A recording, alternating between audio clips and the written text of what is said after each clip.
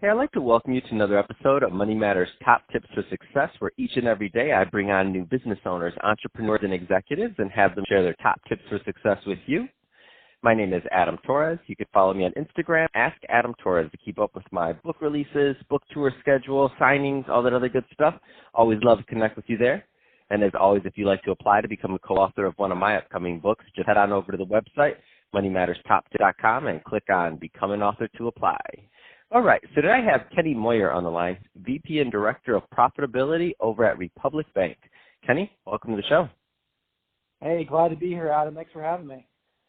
Absolutely, and I'm excited to get into what you're doing over at Republic Bank. But before we do that, let's get a little bit further into your background. So how did you get started in your career in business? Sure. Well, Adam, for me, it really started at a young age. My father is an entrepreneur and has been running his own construction business for about 45 years now. So I had the chance to experience what that was like for him and our family growing up. And I would spend my summers and school breaks working for him, doing all sorts of odd jobs. But, I'll tell you, looking back, I appreciated that experience so much for many reasons. And one is I got to work with a lot of different people, and it takes a lot of people to build a house or to remodel a kitchen.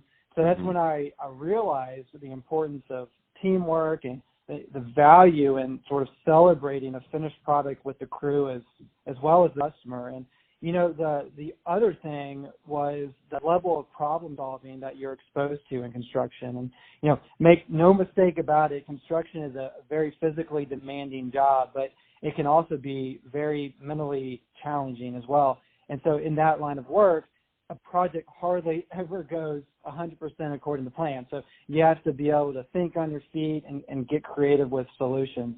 My dad taught me a lot about how to keep your cool when issues would arise and just sort of how to take a step back to see the solution. So growing up, I got to experience all of this and knew that's really what I wanted out of my own career, something that would continue to challenge me every day and give me those opportunities to work with various people and to build things. And so I eventually got out to embark on my own sort of entrepreneurial endeavor, and I put together my first business plan in the fourth grade, and I've created a bunch of businesses over my years. And so now I get an entrepreneur, so to speak, in the corporate sense, where I'm helping our business today expand in new markets or to try out new products. And so it really incorporates all of those things I enjoyed so much while growing up. Oh, that's awesome. And I love your experience, because you said you had your first business plan in the fourth grade. I'm like, oh man, that's awesome. and you've worked with a lot of different types of people, worked for different industries, and now you're in banking. And I think it's a unique background. So that being said, there's some younger entrepreneurs and also, young would-be executives that are on their way to that path that are just a couple of years out of college, and they're listening to this right now. What kind of advice would you give to that new person that's really just embarking out there on their career, obviously with you having the benefit of hindsight on your side now? Yeah. Well, the first thing I would say is making sure you're addressing a meaningful problem, and that you can understand the bigger purpose in what you're doing. So I've worked on a handful of startup projects, and I'll tell you what separates the successful ones was they were fulfilling a real need and were sustainable in that regard. So, whether you're selling a product or providing a service, make sure you can see how important that is to your customers and to your community. Then the other thing I guess I would say is you better be the best at executing. I remember my business school professor, he would talk a lot about how ideas are worth a dime a dozen. And that is so true. You could have the best idea on the planet. You could have the next Facebook in mind. And truthfully, it does not matter if you don't have a good plan. You don't have that drive and the resources to execute that plan. And a lot of that, of course, depends on your team. So, do you have the right people in place to take your idea, your product, or your service to that next level? And if you don't, it's really time to reevaluate your plan and to make sure that you can find resources that you'll need to get to that next level. That's awesome. Let's switch it up a bit, Kenny. I want to get into what you're doing over at Republic Bank. So first, tell me a little bit more about the bank, please. Sure. Well, Republic is it's a commercial bank. We're based out of Louisville, Kentucky, and have about $6 billion in assets. We do have physical offices throughout Kentucky, as well as in Indiana, Ohio, Tennessee, and Florida. So about five. But, one of the unique things about Republic, and something that I had the fortunate opportunity to be a part of and helping create, is our separately branded national online division called Memory Bank. Memory Bank allows Republic to serve a national consumer base outside of our physical footprint, of course, and deliver some great products all through a digital channel.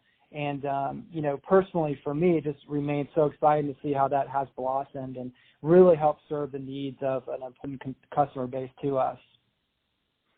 Yeah, I think what's happening in banking overall is it's extremely interesting right now. Like the whole industry shifting, and then you did that back in I think 2016 with Memory Bank. So that was pretty ahead of the curve of what some other people may be, or other banks may be thinking of down the line.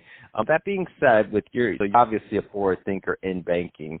Any trends you care to comment on in general, whether it's fintech, or bank tech, or all these things that are just making delivering quality products and services to clients, in my opinion, easier? I'd probably call out two trends that we're seeing, and the first is we're operating in a sort of historically low interest rate environment, which is interesting today because we're also seeing really strong wage growth and employment statistics. So you take all these things into account, and they can present a really good opportunity for customers that are in real estate or in capital markets. Of course, banks play an extremely important role in that. But, it's challenging from a bank standpoint because, in our line of work, and this isn't unlike any other industry, but product differentiation can be a challenge when you're dealing with low interest rates and a deposit account at one bank is going to look very similar to a deposit account at another bank. And so one of the big trends that we're seeing, of course, nowadays is this sort of aggregation of data. We're getting more and more data that we're able to do more meaningful things with and use that data to drive more informed decision making.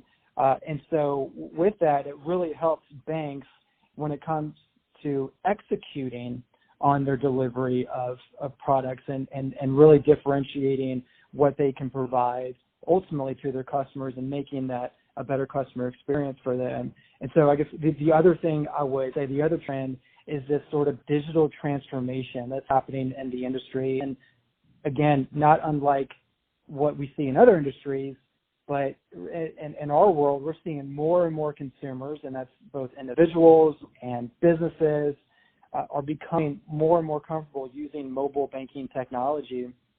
And they're doing that to make their lives easier. And, therefore, banks really have to recognize that, and they're starting to recognize the importance of serving this need to meet the customers where they are and when they want to interact with you. So those are really two kind of really important trends that we're seeing in our industry right now. So, if somebody's listening to this right now and they want more information either on Memory Bank or Republic Bank, can you give them a breakdown of the kind of things they can, where they should go, number one, this info, number two, what kind of things they could expect at each division, if you will? Sure, and like I mentioned, Republic operates in 5 states, and we do have an online presence for lending, as well as through our Memory Bank channel where we offer some deposit products. So if you're in the market for a loan to help grow your business, or maybe to purchase a home or to refinance, I would certainly encourage you to check us out. And you can find us at republicbank.com, as well as our Memory Bank channel is at mymemorybank.com. We also love engaging with our customers too through social media. So you can find us on most social media platforms under the @Republic Bank handle, as well as at Get Memory Bank. Fantastic. Well, hey, Kenny, really appreciate you coming on the show today and sharing more about your background and experience, and also all the great work you're doing over at Republic Bank and the Memory Bank division. And to the audience, as always, thank you for tuning in.